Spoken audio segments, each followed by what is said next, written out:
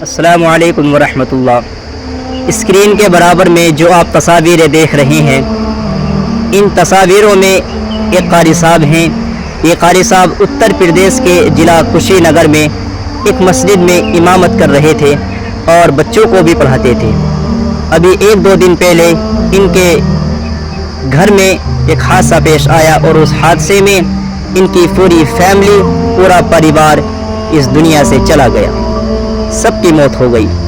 سامعین محترم، یہ قاری صاحب فجر کی نماز پڑھانے کے لیے مسجد گئے ہوئے تھے اور جو ان کا گھر تھا وہ گھر مسجد ہی کی طرف سے، یعنی کہ مسجد کی کمیٹی کی طرف سے ملا ہوا تھا۔ اور وہ گھر، آپ جو یہ اسکرین پر تصاویریں چل رہی ہیں، ان تصویروں کو آپ اگر ان کے گھر کی تصویروں کو آپ زوم کر کے دیکھیں گے تو ذرا دیکھیے، اللہ اکبر، خدا کی قسم دل کتنا روتا ہے کہ اس گھر کی دیواریں دیکھیں آپ کتنی کمزور ہیں، کتنی بوسیدہ ہیں۔ بارش کے تیز پڑنے کی وجہ سے ان کے گھر کی چھت صبح فجر کی وقت ٹوٹ گئی اور چھت کے نیچے ان کے 3 بیٹے اور ایک بیٹی اور ان کی بیوی جو کہ ایک عالمہ بھی تھی، وہ بھی مدرسے میں پڑھایا کرتی تھی، یعنی کہ دونوں دین کا کام کر رہی تھی، 4 کی موت ہو گئی۔ اللہ اکبر، چھت ٹوٹ گئی اور دیواریں کافی بوسیدہ تھی، تیز بارش پڑنے کی وجہ سے چھت کے نیچے آ کر کے ان کے 4 بچوں اور ان کی بیوی کی موت ہو گئی۔ خدا کی قسم، ذرا بس آپ یہ دیکھیے کہ کمیٹی کی طرف سے انہیں گھر کیسا ملا ہوا تھا۔ دیواریں اتنی بوسیدہ تھیں اور چھت اتنی کمزور تھی کہ بارش کے بہاؤ کو نہ برداشت کر سکی اور چھت ٹوٹ گئی اور اس کے نیچے ان کی پوری فیملی آ کر کے دب گئی اور دنیا فانی سے چلی گئی۔ سامعین محترم، بس میرا یہ پیغام، یہ SMS ان لوگوں کے لیے ہے، ان ذمہ داروں کے لیے ہے، ان کم بختوں کے لیے ہے، خدا کی قسم جنہوں نے آج امت کے علماء کا، خصوصاً ہندوستان کے علماء کا یہ حال بنا دیا ہے کہ 10-12 ہزار کی تنخواہ دے کر اپنے آپ کو یہ سمجھتے ہیں کہ ہم بہت بڑا کام کر رہے ہیں۔ خدا کی قسم، ایک تنخواہ اتنی کم اور اوپر سے جو ان قاری صاحب کو گھر دیا ہوا تھا، اس گھر کی آپ دیواریں دیکھیں، صرف دیواریں کتنی کمزور دیواریں تھیں۔ اب ذرا سوچئے، ایسے گھر میں رہنا کون پسند کرے گا؟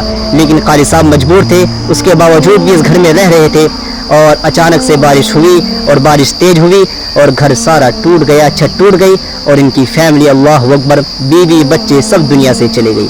ذرا سوچئے اب ان کے قاری صاحب کے دل پر کیسے چھری چل رہی ہوگی۔ اللہ اکبر، اگر یہ حادثہ ہمارے تمہارے سامنے پیش آتا تو کیا حال ہوتا؟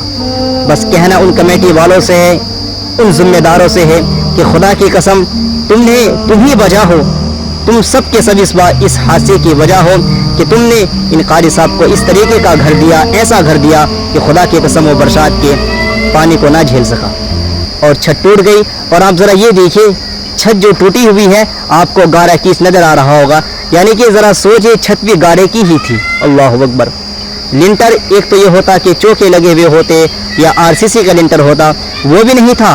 گھر بھی خدا کی قسم، گھر کی چھت بھی اتنی بوسیدہ تھی کہ آپ دیکھیے گارا نظر آ رہا ہے۔